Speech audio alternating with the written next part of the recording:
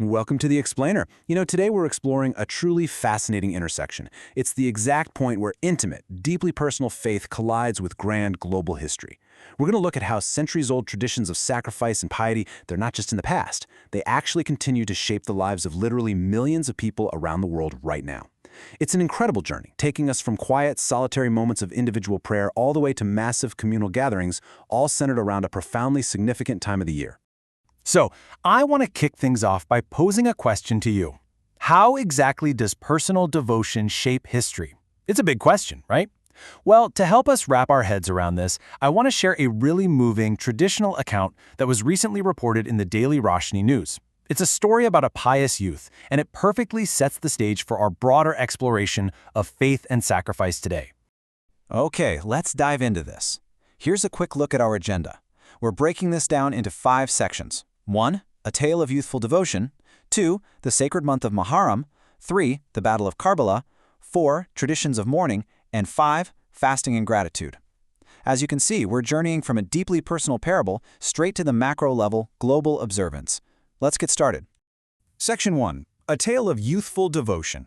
So, according to this traditional account, there was once a very wealthy man who had a 20-year-old daughter. Tragically, she had been paralyzed, completely unable to walk, for her entire life. Her father had tried everything, sought out every doctor, every healer, but absolutely nothing worked. Then one day, this wealthy man had a completely life-changing encounter down in the local market. Picture this, the whole thing unfolds right there among the bustling market stalls. The wealthy man had just bought about 10 kilos of fish, plus a bunch of other goods. It was way too heavy for him to carry alone, so he hired a 15-year-old boy who was just sitting with the laborers to carry it all for 3 dinars. Now what's really interesting here is the boy's incredibly strict dedication to his faith. On the walk to the man's house, the boy asked to pause so he could perform his zohar, or afternoon prayers. Later on, seeing the boy sweating under this heavy load, the wealthy man offered to help him carry the goods, but the boy flat out refused. He insisted on earning entirely halal, or permissible money. He explained that, if the man helped, he couldn't rightfully accept the full 3 dinars. Now, this is where it gets truly remarkable. The wealthy man was deeply impressed, right? So he invited the boy to stay and eat, but the youth politely declined. He explained that he was actually fasting, even though it wasn't the month of Ramadan. He told the man that whenever he earns his daily 3 dinars, he stops working for the day and dedicates the rest of his free time to reading the Quran, sending blessings upon the Prophet, and worshiping. Deeply moved by this discovery, the wealthy man invited the fasting youth to break his fast with him later that evening and even offered him a safe place to sleep in his guest room. Then, suddenly, in the middle of the night, the wealthy man and his wife are startled awake by a knock on their bedroom door. It was their 20-year-old paralyzed daughter. But here's the thing. She wasn't calling out from her bed. She was walking. She told her parents that she had remembered the pious youth sleeping in their home and prayed to God, basically asking for healing through the blessing of having this devout guest. And miraculously, her legs were completely healed. Overjoyed, the parents rushed to the guest room to thank the boy, but the door was wide open, and he was gone. All he left behind was this humble little letter. It read, "If you have developed affection for me, do not run after me. Bow before the Lord who blessed me and blessed you. God deeply loves youthful devotion." It's just a beautiful parable, isn't it? It completely encapsulates the transformative power of pure, unwavering faith and submission to the divine. And this brilliantly illustrates our transition into Section 2, the sacred month of Muharram. We are zooming out now from that micro-story of personal piety to see how this exact kind of intense devotion and sacrifice is institutionalized. We're looking at how it's remembered across the entire Islamic world, specifically during a very special time of the year. So what is Muharram?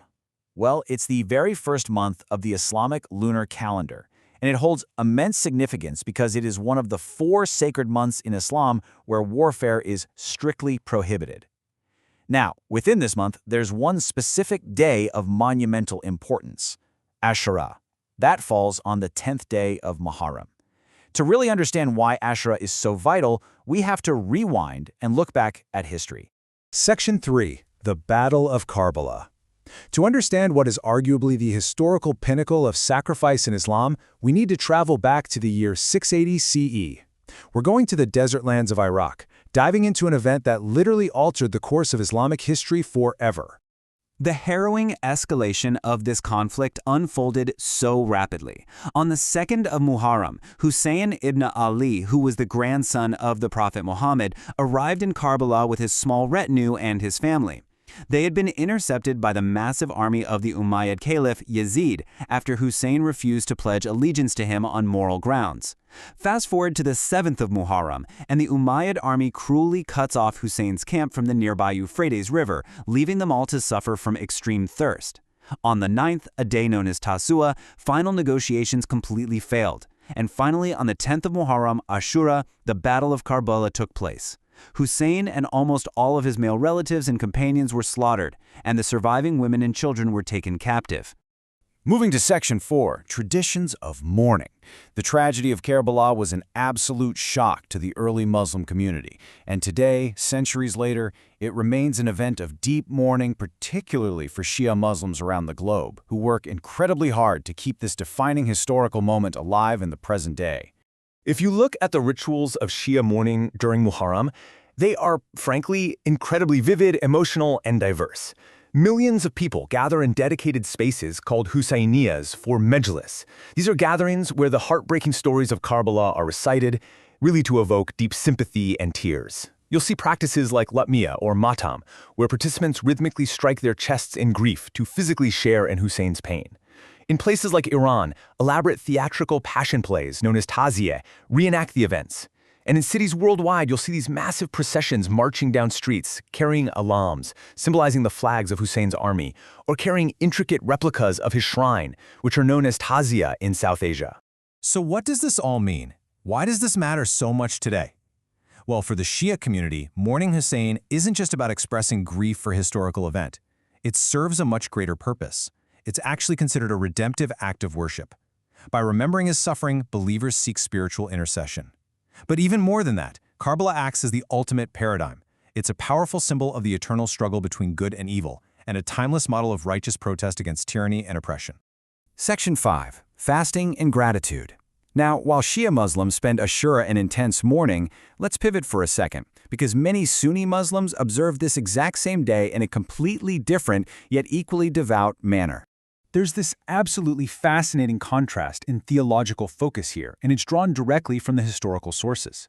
While the Shia focus on Ashura is centered entirely on the martyrdom of Hussein and that protest against injustice, the Sunni focus for the 10th of Muharram is largely rooted in gratitude. According to Sunni tradition, Ashura marks the day God saved Moses and the Israelites from the Egyptian pharaoh by miraculously parting the Red Sea. Because of this historical salvation, the Prophet Muhammad encouraged fasting on Ashura as a sign of thanksgiving. So you'll see a lot of Sunnis engaging in voluntary extra fasting on this day, but it's also marked by distinct cultural traditions of charity and communal meals. For instance, in South Asia, it's super common to cook kachcha, which is this hearty dish of rice, lentils, and grains to share with family and friends. Communities often set up langars, providing free food and water to anyone passing by. And in some regions, like the Maghreb in North Africa, Ashura is actually observed as a joyous occasion, sometimes even featuring carnivals and bonfires to celebrate that ancient salvation. As we bring this whole narrative full circle, it's pretty incredible to step back and look at the sheer scale of Muharram. We're talking about millions of people, spanning different continents and theological interpretations, all dedicating themselves to their faith. Whether they are mourning a profound tragedy or celebrating a miraculous salvation, the core elements remain beautifully consistent, don't they? Intense devotion, fasting, charity, and absolute submission to the divine. It connects those massive global communal prayers of Ashura right back to that quiet, personal devotion of the 15-year-old boy from our opening story, the one who refused help just so his earnings would remain pure. We've looked at the grand sweep of history today. We've looked at martyrs facing down armies, and at a young boy just trying to carry fish in a local market. Both are stories of unwavering faith. So I want to leave you with this to chew on. What does true sacrifice and devotion look like in your own life? Thank you so much for joining me on this explainer, and keep learning.